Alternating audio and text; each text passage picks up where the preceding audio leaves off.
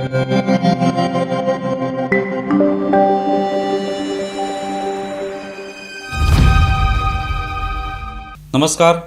News डंकामध्ये मी महेश विचारे आपल्या सगळ्यांचं मनपूर्वक स्वागत करतो.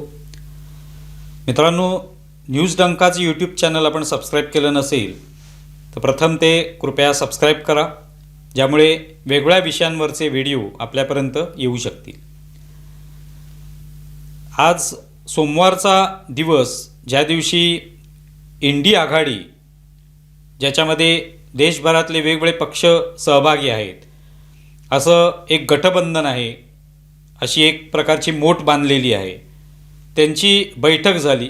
जवळपास 2024मध्ये ती एक बैठक झाली होती लोकसभा निवडणुकीच्या आधी, आणि त्यानंतर आज 2026मध्ये त्यांची पुन्हा बैठक झाली आणि पुन्हा वेगवेगळ्या पक्षांचे लोक, प्रमुख नेते हे सगळे एकत्र आले. मी म्हटलं जात होतं की जवळपास 25 पक्ष जे आहेत ते एकत्र आले.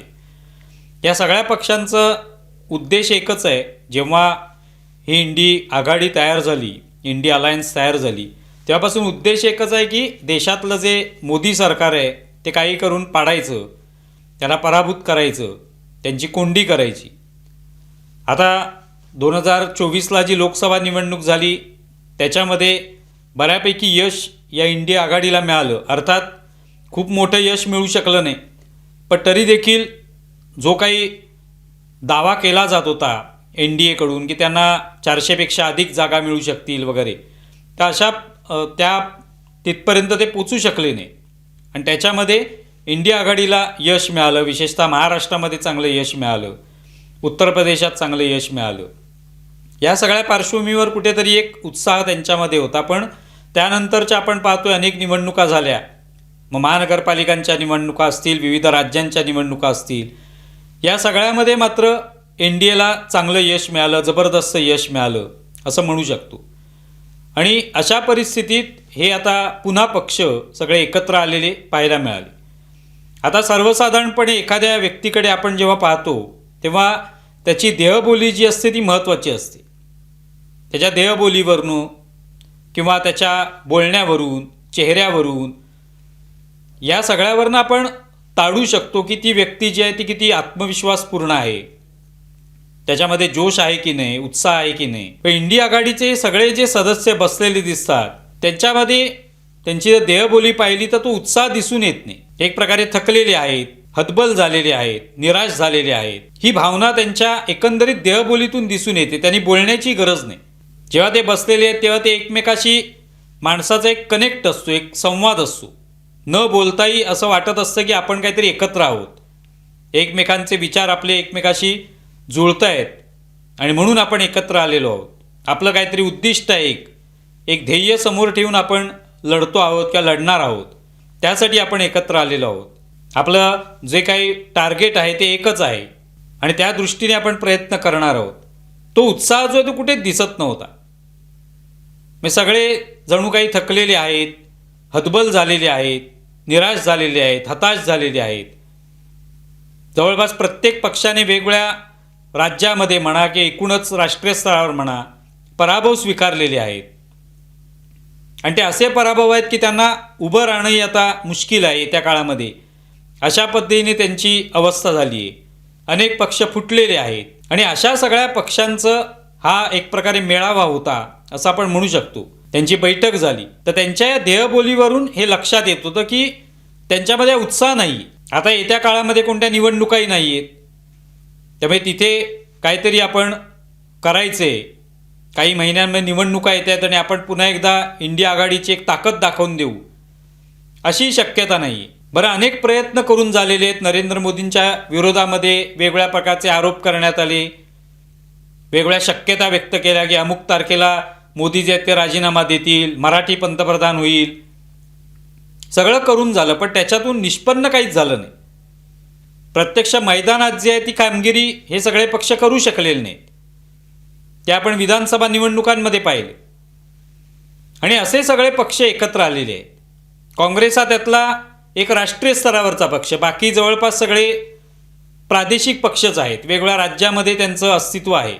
त्यातल्या त्यात ममता बॅनर्जी यांचा पक्ष प्रादेशिक पक्षांमध्ये बघायला गेलं तर ताकदवान पक्ष होता, कारण 15 वर्ष ते सत्तेमध्ये होते. पश्चिम बंगालमध्ये. पण आत्ता आपण पाहिलं त्यांची अत्यंत वाईट अवस्था झाली निवडणुकीमध्ये आणि सत्तेतून ते बाहेर फेकले गेलेले आहेत. आणि एवढंच नव्हे तर ममता बॅनर्जींसोबत असलेले आमदार आता फुटण्याच्या मार्गावर आहेत. खासदारसुद्धा आम्हाला NDAमध्ये जायचे अशी आशा लावून बसलेले आहेत. अशा सगळ्या परिस्थितीत ममता ज्या आहेत त्या गलितगात्र झालेले आहेत. अभिषेक बॅनर्जी जे त्यांचे पुतणे आहेत त्यांच्या विरुद्ध एक प्रकारे पक्षामध्ये वातावरण आहे आणि त्यातून अशा सगळ्या परिस्थितीमध्ये, अशा सगळ्या एकंदरीत प्रतिकूल परिस्थितीमध्ये ममता बॅनर्जी आहेत आणि त्या या सगळ्या बैठकीमध्ये उपस्थित होत्या. मागच्या वेळेला आपण पाहिलं जेव्हा जेव्हा या इंडिया आघाडीच्या बैठकी व्हायच्या त्या ममता बॅनर्जी कधी येत असत, कधी यायच्या नाहीत आणि त्यांचा एक स्वतःचा रुबाब होता त्याच्यामध्ये की आपण मुख्यमंत्री आहोत, अनेक वर्ष मुख्यमंत्री आहोत, आपल्याशिवाय पानही हलत नाही पश्चिम बंगालमधलं. त्यामुळे त्या कधी येत असत, कधी येत नसत, आपल्या अटी ठेवत. आता मात्र तसं राहिलेलं नाही. बैठक होणार 8 जूनला म्हटल्यावर ममता बॅनर्जी उपस्थित राहिल्या तिथे कोणती खळखळ न करता. काँग्रेसची अवस्था आपण पाहतोच आहोत. वेगवेगळ्या राज्यांमध्ये काँग्रेसची अवस्था काय झालेली आहे. केरळ, कर्नाटक यामध्ये सत्ता आहे त्यांची, पण तिथे सुद्धा जी चढाओढ चालू आहे तिकडच्याच अंतर्गत काँग्रेसमध्ये ती आपण पाहतो आहोत. ती आवरणं वरिष्ठांना कठीण जातं आहे. बाकीचे पक्ष जे आहेत त्याच्यामध्ये शरद पवारांचा राष्ट्रवादी काँग्रेस, त्याच्यामध्ये सुप्रिया सुळे उपस्थित होत्या, पण त्या राष्ट्रवादी काँग्रेसची काय अवस्था आहे ही पण आपण पाहतोय. स्वतः शरद पवारांना सुद्धा राज्यसभेवर जाताना किती त्या ठिकाणी नाकदुऱ्या काढाव्या लागल्या किंवा किती प्रयत्न करावे लागले हे आपण पाहिलेलं आहे. उद्धव ठाकरे तर या बैठकीमध्ये ऑनलाईन उपस्थित होते. म्हणजे ते स्वतःच म्हणतात की कशाला मंत्रालयात जायला पाहिजे, जर आपलं काम ऑनलाईनच होत असेल, लोकांचे संवाद ऑनलाईनच करता येत असेल तर कशाला मंत्रालयात जायचं, असं म्हणत ते मंत्रालयात जात नव्हते मुख्यमंत्री असताना. तसंच त्यांनी आत्तासुद्धा ऑनलाईनच या बैठकीला उपस्थिती दर्शवली आणि त्यांच्या पक्षाची अवस्थासुद्धा आपण पाहिलेली आहे की आता 20 आमदार त्यांचे निवडून आले. शिंदे जे आहेत ते वेगळे झाले, त्यांनी स्वतःचं चांगलं बस्तान बसवलेलं आहे. 57 आमदार त्यांनी निवडून आणले. बाकीचे पक्षसुद्धा आहेत, राष्ट्रीय जनता दल आहे, समाजवादी पक्ष आहे, पण या पक्षांची सुद्धा स्थिती काय आहे ती आपण पाहतोच आहोत. सगळ्यांची स्थिती जवळपास सारखीच आहे.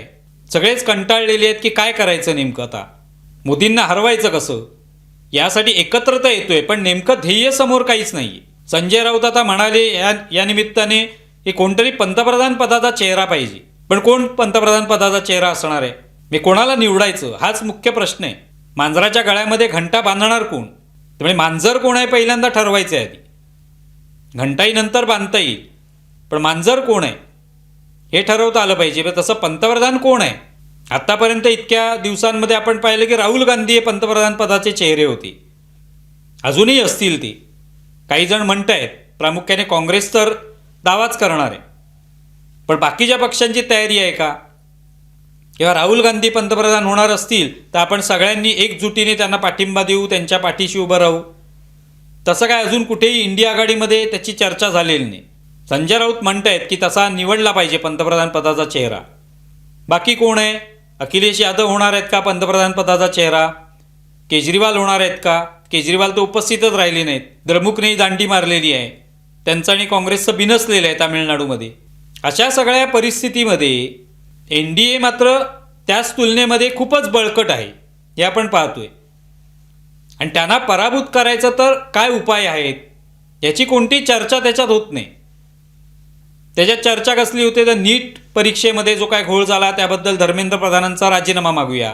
SIR योजनेमध्ये अनेक मतदारांना आपली मतं देता आली नाहीत, त्यांची नावं कापण्यात आली, त्याबद्दल सर्वोच्च न्यायालयाला आपण न्यायाधीशांना आपण पत्र लिहू. या सगळ्या चर्चा ज्या त्या रोज होतच असतात. त्यासाठी वेगळी इंडिया आघाडीची बैठक घेण्याची काहीच आवश्यकता नाही. जर काय ठराव मंजूर करायचे तर मोदी सरकारच्या विरोधात काय आपल्याकडे ठोस असं आहे की जे घेऊन आपण लोकांसमोर जाऊन लोकांचं मतं परिवर्तन करू, असं आपल्याकडे काय आहे हे काहीतरी दाखवता आलं पाहिजे. तसं काही मटेरियल या कोणत्याही पक्षाकडे नाही. त्यामुळे तेव्हा जे बसलेले दिसतात एकमेकाकडे बघत असतात तेव्हा कुठेतरी ते विस्कळीत असं झालेलं आहे, सगळं एकमेकापासून दुरावलेले आहेत. पण तरी आता काही पर्याय नाही, त्यामुळे एकत्र येऊन बसूया, एक बैठक करूया. आणि बैठकसुद्धा कधी झाली 2024 नंतर थेट 2026मध्ये. त्यामुळे ठरलं आहे की आता 2-2 महिन्यांनी भेटूया. ते तरी आता किती वेळ किंवा किती काळापर्यंत चालेल माहिती नाही, 2-2 महिन्यांनी ते भेटणारच आहेत का? आणि भेटले तरी आत्ता जर 25 सदस्य आहेत तर पुढच्या 2 महिन्यांनी 25च असतील की त्यात आणखी कमी होतील? त्यामुळे असे सगळे थकलेले आहेत, हतबल झालेले आहेत, कंटाळलेले आहेत, असे सदस्य सगळे एकत्र आलेत. विरोधी पक्ष असलाच पाहिजे, त्याबद्दल वादच नाही. पण त्या विरोधी पक्षाला पण काहीतरी वाटलं पाहिजे की आपल्याला सत्ताधारी पक्षाला पराभूत करायचे आणि त्यासाठी लोकांची मनं जिंकायची आहेत. तर काय करता येईल आपल्याला? मुळात हे सगळे पक्ष जे आहेत ते केवळ मोदींना पराभूत करायचे, मोदींच्या आपण विरोधात आहोत म्हणूनच एकत्र आले. त्यांना त्या ठिकाणी इंडिया आघाडीला जिंकून आणायचे, इंडिया आघाडीचा कोणतरी पंतप्रधान करायचं आहे, याची कोणती इच्छा नाही. आणि त्यामुळे आपण पाहतो विविध राज्यात जेव्हा निवडणुका होतात तेव्हा हेच सगळे पक्ष एकमेकाच्या विरोधात लढत असतात, एकमेकावर कठोर शब्दात टीका करतात आणि त्या ठिकाणी मग शेवटी काय होतो, तो पराभव त्यांचा होतोच. त्या ठिकाणी व्हायचं ते होतंच. आता संजय राऊत म्हणाले की राज ठाकरेंना सुद्धा या इंडिया आघाडीमध्ये घेऊया. आता राज ठाकरे येतील की नाही माहिती नाही, कदाचित येणारच नाहीत, कारण त्यांचा मुळातच पक्ष जो आहे तो महाराष्ट्रापुरताच आहे. त्यांना कुठेही अपेक्षा नाही की आपण केंद्रामध्ये जावं. आता आपण पाहिलं लोकसभा निवडणूक झाली, त्यांनी कोणतीही जागाच लढवली नाही त्या ठिकाणी. त्यामुळे त्यांची काही इच्छा नाही आहे केंद्रामध्ये जाण्याची, राष्ट्रीय स्तरावर चमकण्याची. ते काही या इंडिया आघाडीमध्ये येतील अशी अजिबात शक्यता वाटत नाही. त्यामुळे ठाकरे ब्रँडमधला एकच ब्रँड आता आहे जो या इंडिया आघाडीमध्ये आहे आणि ते म्हणजे उद्धव ठाकरे. ते सुद्धा ऑनलाईन या सभेला उपस्थित राहिले. निदान त्यांचा प्रतिनिधी म्हणून आदित्य ठाकरे जाऊ शकले असते किंवा कोणीतरी प्रमुख नेता तिथे जाऊ शकला असता तर झालं असतं. त्यामुळे ही सगळी अशी परिस्थिती या ठिकाणी पाहायला मिळते आपल्याला. आणि असं हे बैठकीचं चित्र आपल्याला पाहायला मिळतं. थकलेले, कंटाळलेले, हतबल झालेले, निराश, हताश झालेले लोक एकत्र आलेत. जसं आपण पाहतो की अनेक वेळेला रिटायर झालेली माणसं आहेत, वृद्ध झालेली आहेत, ते एकत्र आलेत, गप्पा मारतायत, जुन्या आठवणी काढतायत, दुखणी खुपणी जी काय आहेत त्याच्याविषयी बोलतायत. की आता काय करायचं आहे, आता काय राहिलंच नाही आहे भवितव्य, पण आपण काहीतरी गप्पा मारू, तेवढेच एक विरंगुळाचे क्षण, असं कुठेतरी या बैठकीचं वातावरण पाहायला मिळालं. येत्या काळामध्ये इंडिया आघाडीच्या या बैठका ज्या होतील त्याच्यामध्ये काय नेमकं निष्पन्न होणार, आणखी काय नवीन मुद्दा ते घेऊन येणार, काय जोश त्यांच्यामध्ये भरण्यासारखं काहीतरी आहे का, हे पाहायला मिळेलच. तुम्हाला व्हिडिओ कसा वाटला जरूर कळवा. आमचा व्हिडिओ जास्तीत जास्त लाईक करा, शेअर करा आणि आमचे यूट्यूब चॅनल सबस्क्राईब करा. धन्यवाद.